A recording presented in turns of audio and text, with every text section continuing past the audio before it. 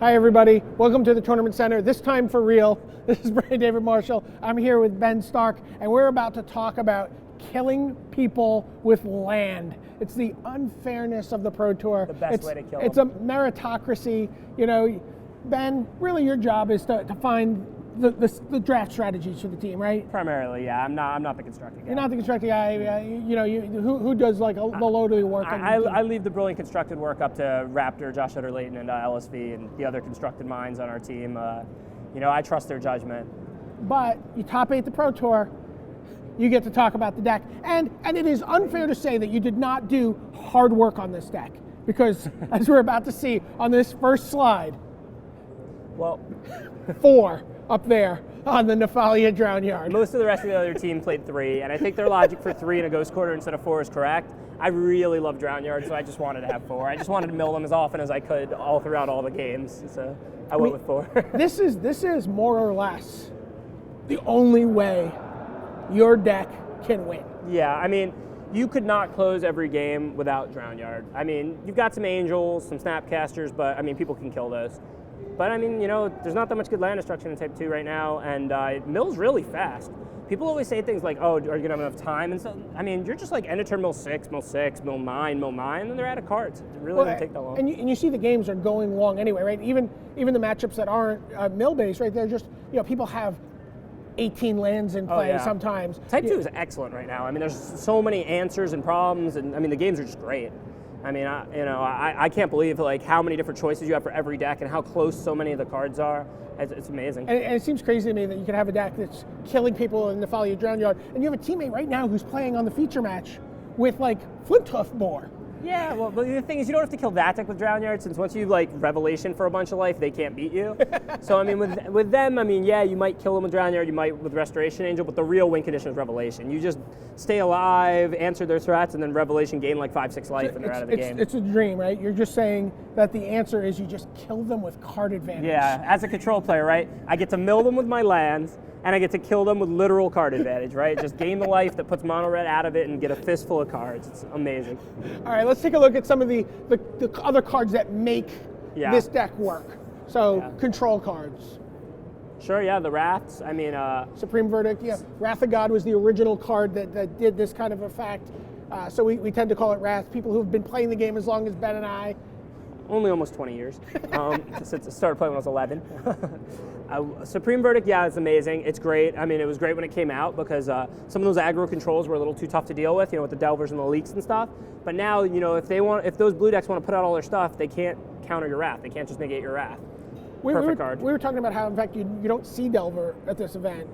Is to some extent the fact that those kind of blue tempo-based, aggro control strategies, is this line here, is that part of why they're not doing well? It's part of why. I mean, I'm not going to lie. Part of why is because Ponder and Probe are no longer legal. Sure. But it is part of why. I mean, this is definitely a card that answered the Delver deck nicely, If they had a Delver and a Geist and got to untap, it would be over, but not with an uncounterable Wrath. You can just throw it right into their mana leak or negate, and they can't do anything about it. Right. Sweet.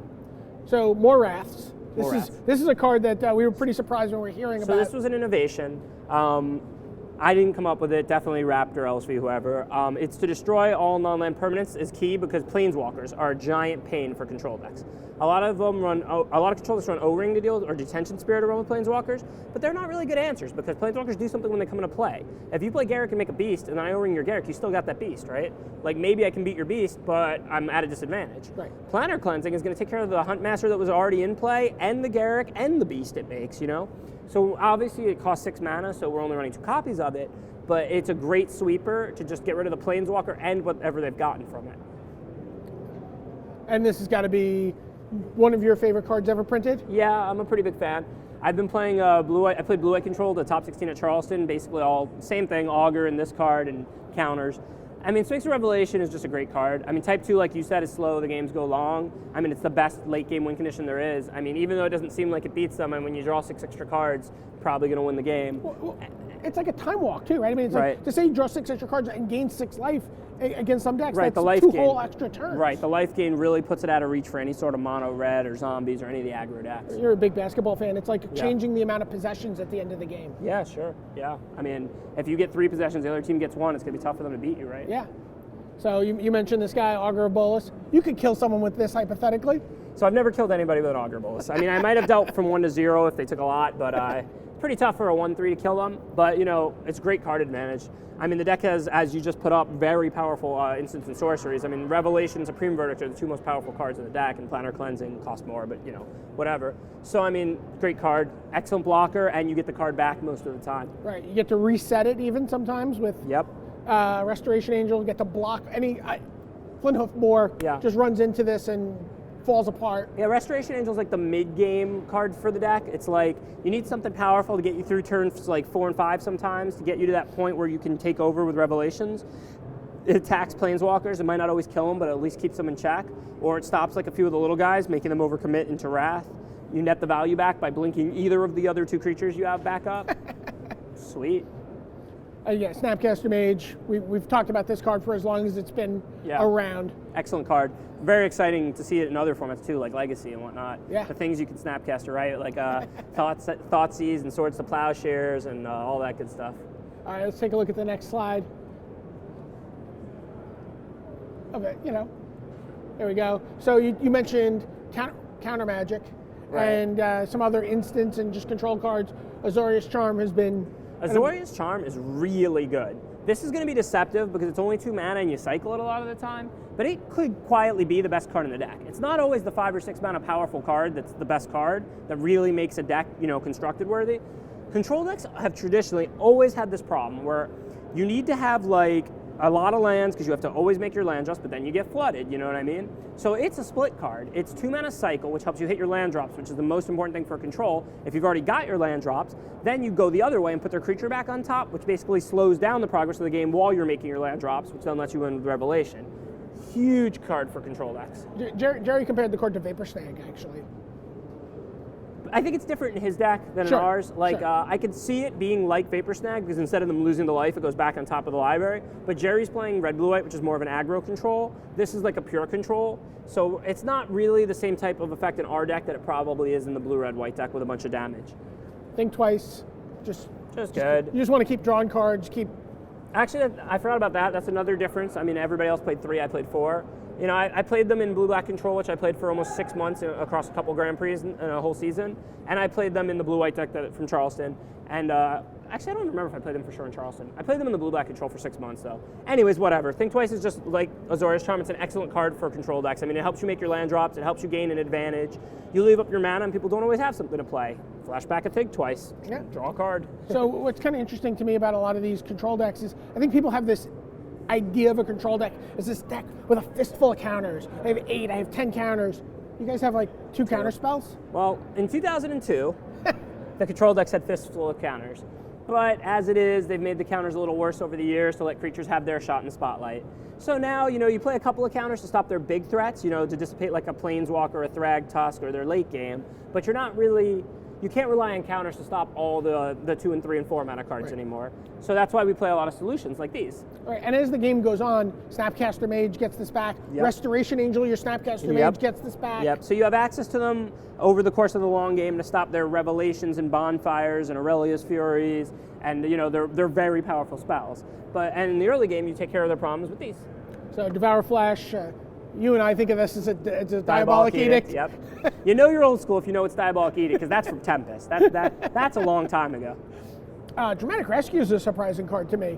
Yeah, I don't think the bounce spell would be good enough to include if not for its synergy with the creatures. Dramatic Rescue is a nice card that you can always cast even if you don't have your black, and you gain some life and it offsets the beatdown decks. But obviously, bouncing a 2-drop on turn 2 is not really great. Like you lose card advantage and all of that. But the fact that then with Dramatic Rescue, when you draw it in the mid game or the late game, you can just bounce your Augur, gain 2 life, replay your Augur. Usually you block something big that would have killed the Augur. Right. Replay it, get an additional card replacing the Dramatic Rescue. So then you net a bunch of life. That sounds awesome. Right, you net a bunch of life and some Sift.